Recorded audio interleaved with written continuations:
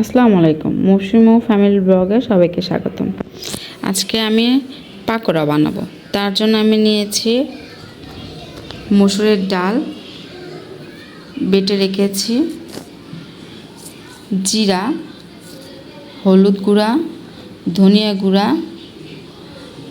জিরা গুঁড়া, আর এখানে নিয়েছি ভাজা জিরা গুঁড়া, লবণ, পেঁয়াজ, কাঁচামরিচ, ডিম একটা, আলু কুচি করে নিয়েছি আর গাজর কুচি করে নিয়েছি।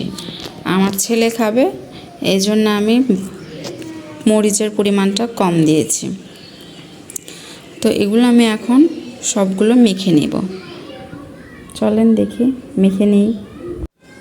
একটা বড় বাটি নিয়েছি, তার মধ্যে আমি পেঁয়াজ আর কাঁচামরিচটা ঢেলে দিব। মশলাগুলো ঢেলে নিব, নিয়ে এটাকে আমি ভালো মতো মেখে নেব।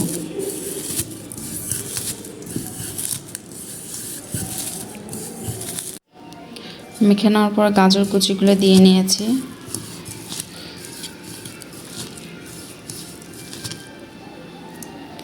তারপর আবার নিব আলু কুচি।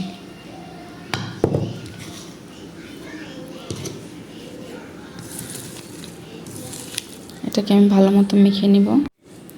যেখানে ডাল দিয়েছি এবং এর ভিতরে আমি ডিমটাও নিয়ে নিব।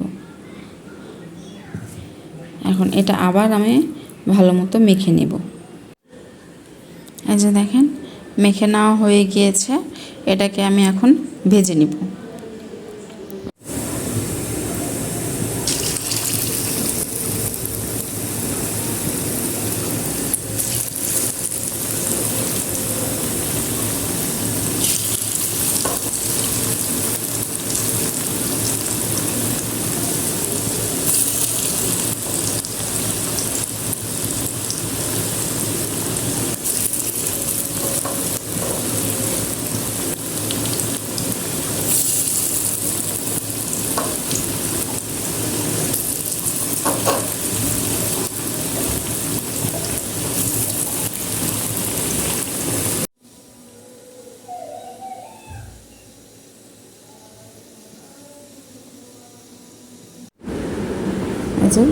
রেডি হয়ে গেল পাকোড়া। আপনারাও বাসায় এরকম করে ট্রাই করতে পারেন, আশা করি ভালো লাগবে। সবাই ভালো থাকবেন, সুস্থ থাকবেন। আল্লাহ হাফেজ, আসসালামু আলাইকুম।